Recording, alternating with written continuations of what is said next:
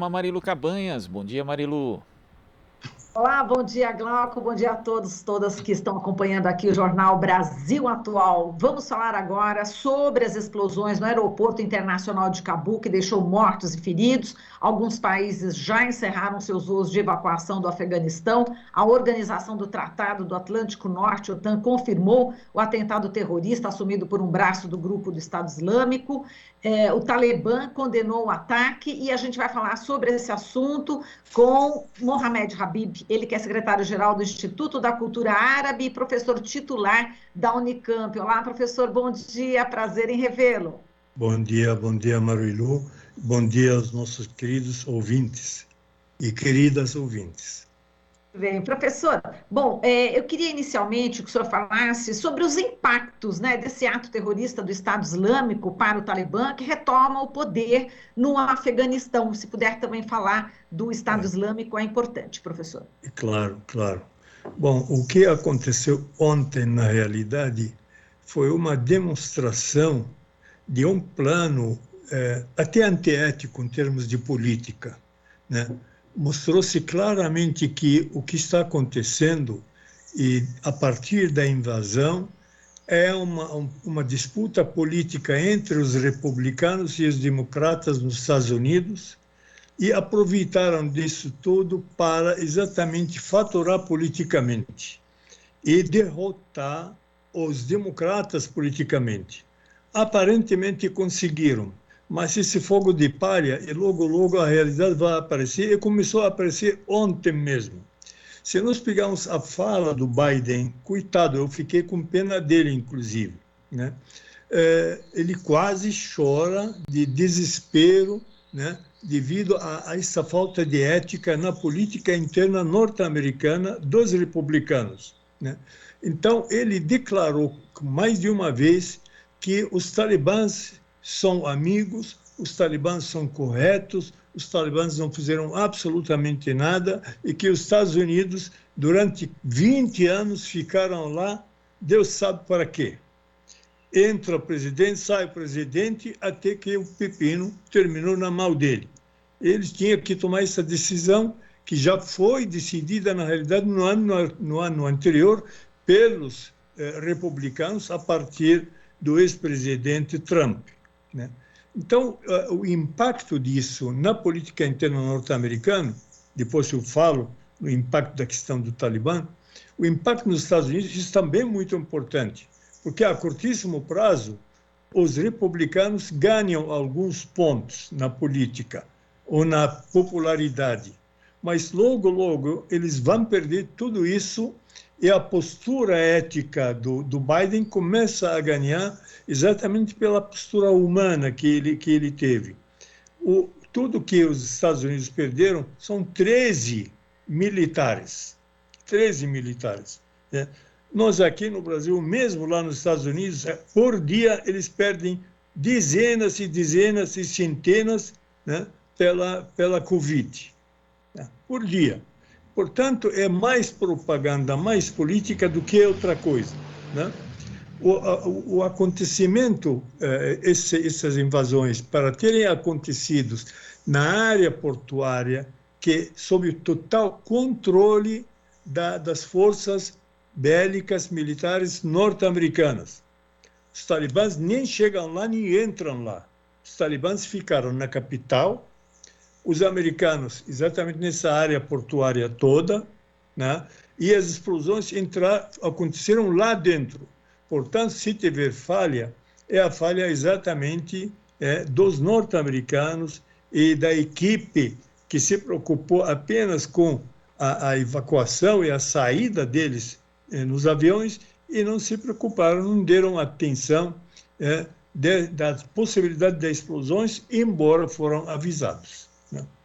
Agora, sobre o impacto nos talibãs, isso fortaleceu muito os talibãs, porque a opinião pública mundial viram claramente a declaração do Biden, que ajudou muito nessa questão. Os talibãs não quebraram sequer um vidro de uma loja, não atacaram a embaixada, consulado, o serviço diplomático dos Estados Unidos, não fizeram nenhum estrago. Quem fez isso foi exatamente um grupo, né, do Estado Islâmico, ISIS-K, que eles chamam, né, devido à sua localização geográfica na Ásia Central, né? E esse braço islâmico de ISIS, né, foi aquele que tinha que sair do Iraque e da Síria, derrotado, fracassado, né? E os próprios americanos que abriram para eles as portas lá no Afeganistão. É um grupo não aceito pelos talibãs. Os talibãs são afegãos. ISIS não são afegãos. Os militantes do ISIS-K, todos são de fora do Afeganistão. Não tem dentro deles nenhum afegão. Nenhum.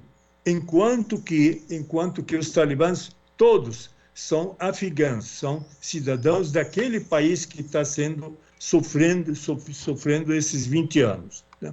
Então, a opinião mundial começa a ver os talibãs a partir de um outro olhar, né? Começam, a partir da fala do Biden, a analisar a situação do Afeganistão a partir de uma outra visão, um outro conceito. Né? Se o próprio presidente dos Estados Unidos, hoje, Biden, declara e reclama, não sabe o que nós ficamos fazendo lá 20 anos. Né? Exatamente isso para responder aos republicanos que estavam esperando 11 de setembro, daqui a 2 semanas mais ou menos, para fazer uma grande festa republicana. Porque quem levou, quem invadiu o Afeganistão foram os republicanos, foi Bush filho. Né? Esse foi a invasão do Afeganistão, né, através dos republicanos. Eles queriam também dizer que a saída, né, pacífica de lá, também dos republicanos. Então, os republicanos estão cheios de sucesso, né, para invadir e para sair, eles que mandam. Né? E esse conceito, ou essa busca de ganhar alguns pontos positivos na opinião pública, às custas do Biden, que é um político muito ingênuo, muito vulnerável, inclusive, né?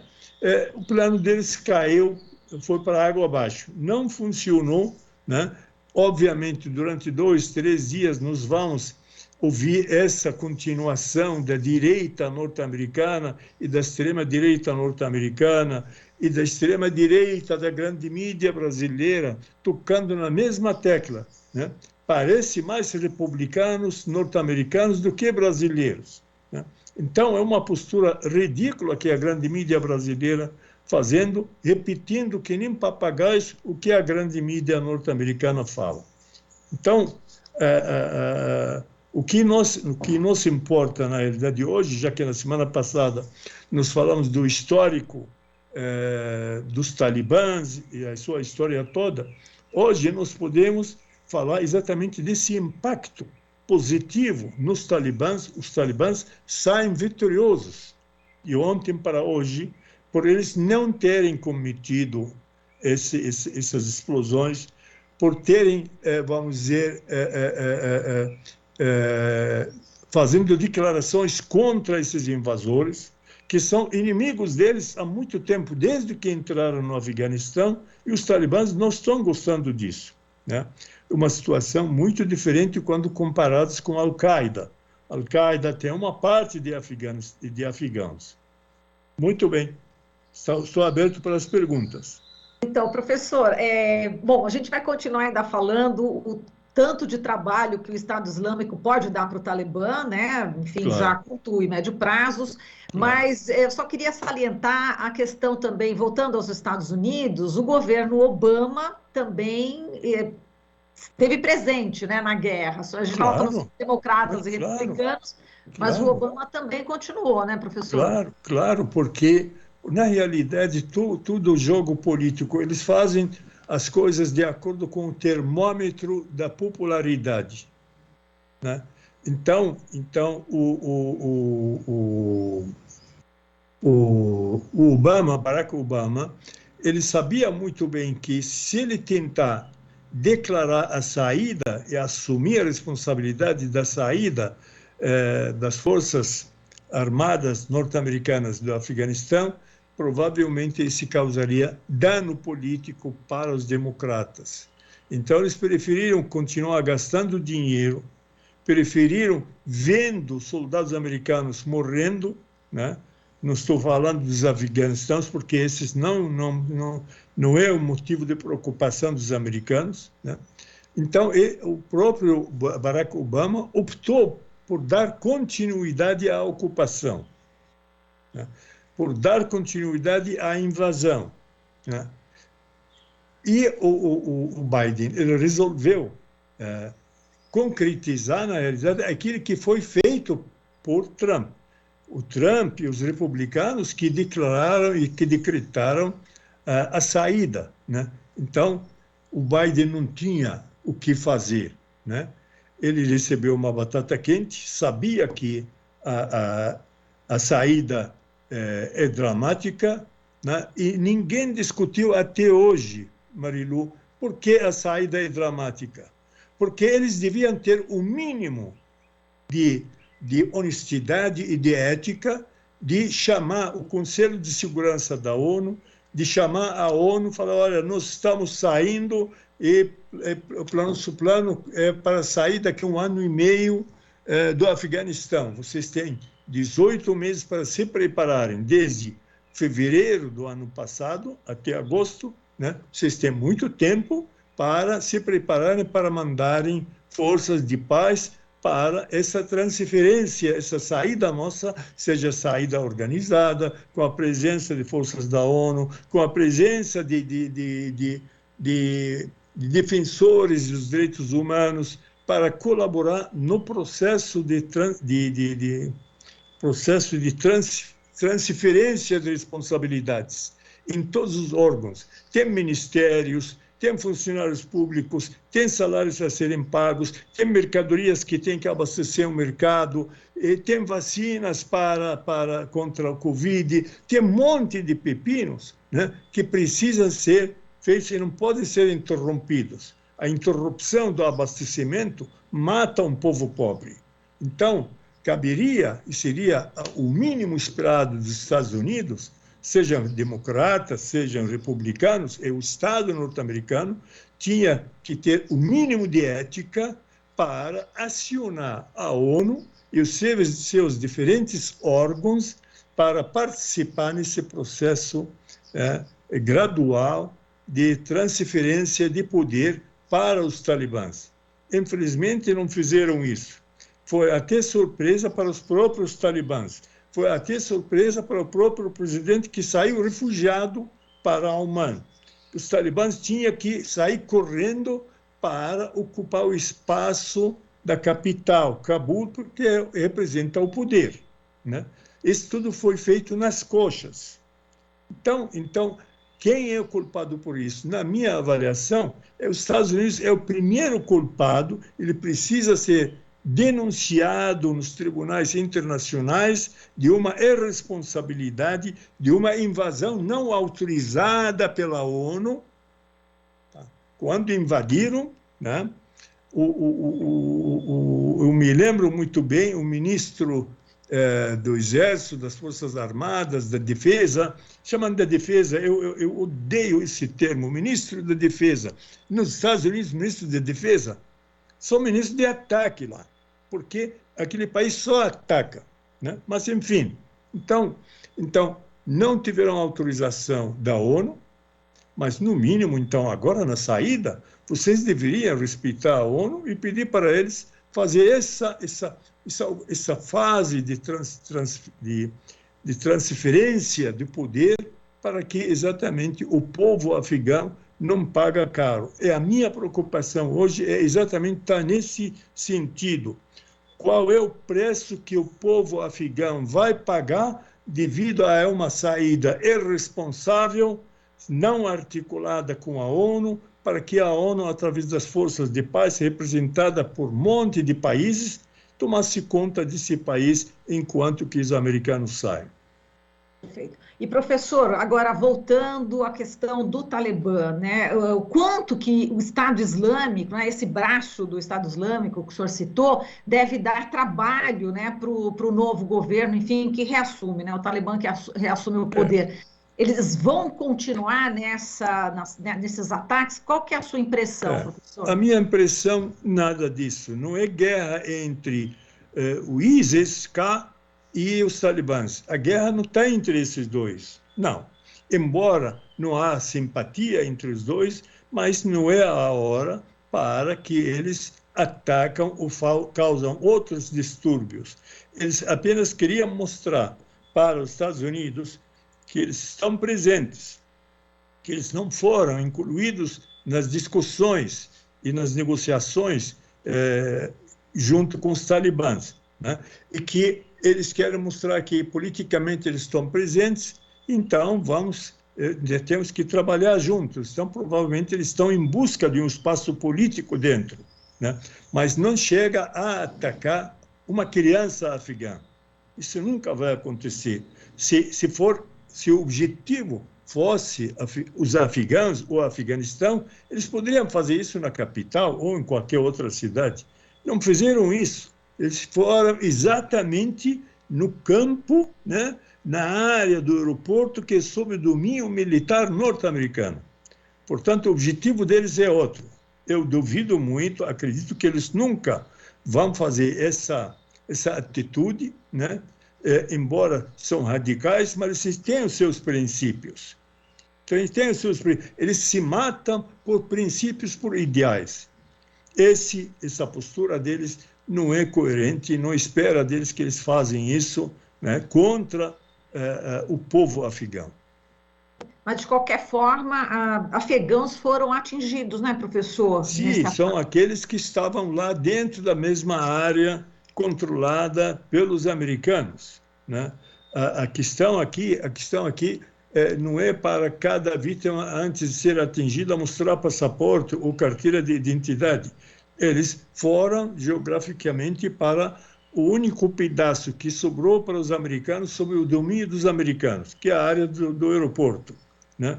Mas a intenção deles não era atingir os afegãos que estão lá, né?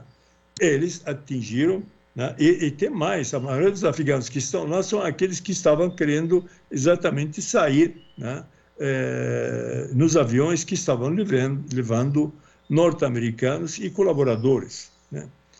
Então, agora, diga. Não, pode falar, professor. Não, então, eu só queria frisar isso. O ISIS-K, apesar de todos os seus defeitos, mas eles nunca vão chegar a fazer um ataque terrorista contra o povo afegão.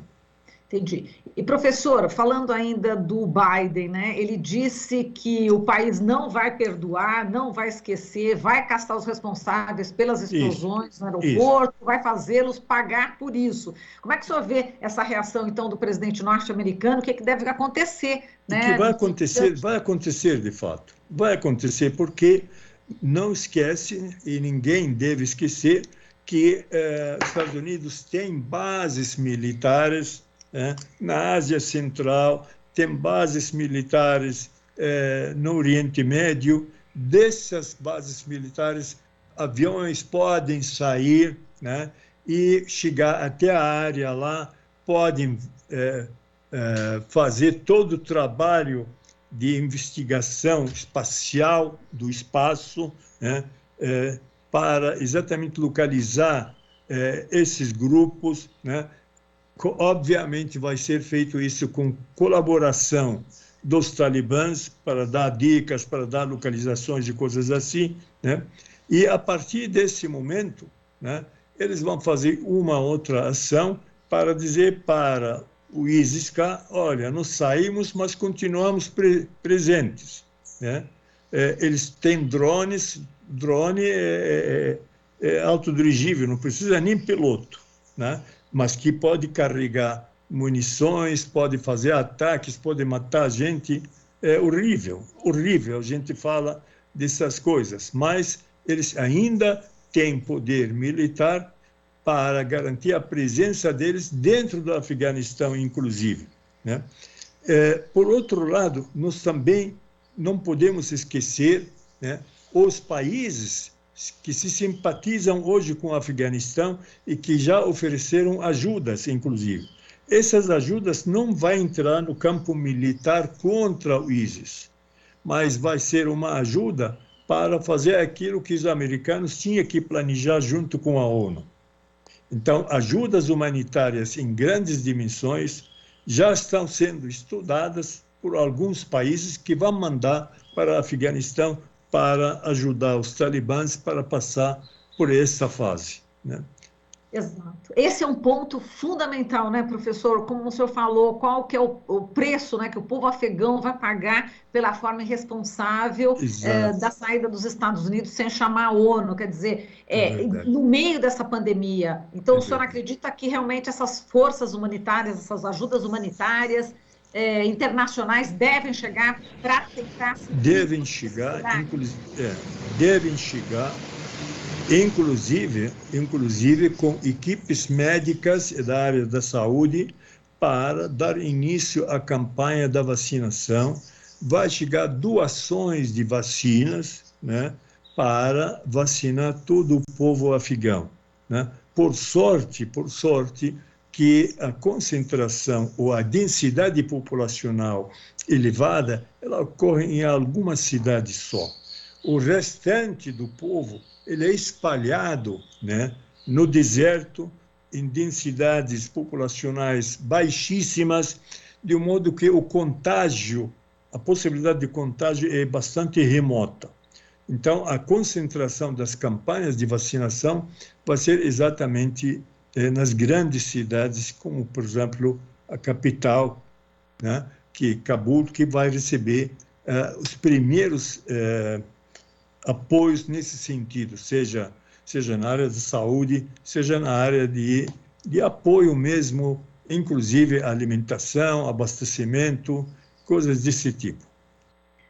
Tá certo, professor. A gente agradece aqui a sua participação, sempre elucidando, né, o que acontece ali no Afeganistão. Muitíssimo obrigada. Um forte abraço e bom final de semana, professor. Para todos nós e para todos os ouvintes, e pedimos a todas as forças superiores, acima dos humanos, né, que ajudam a todos nós e ajudam esses povos oprimidos, esses povos vítimas, às vezes de governos de fora e outras vezes de governos de dentro, né?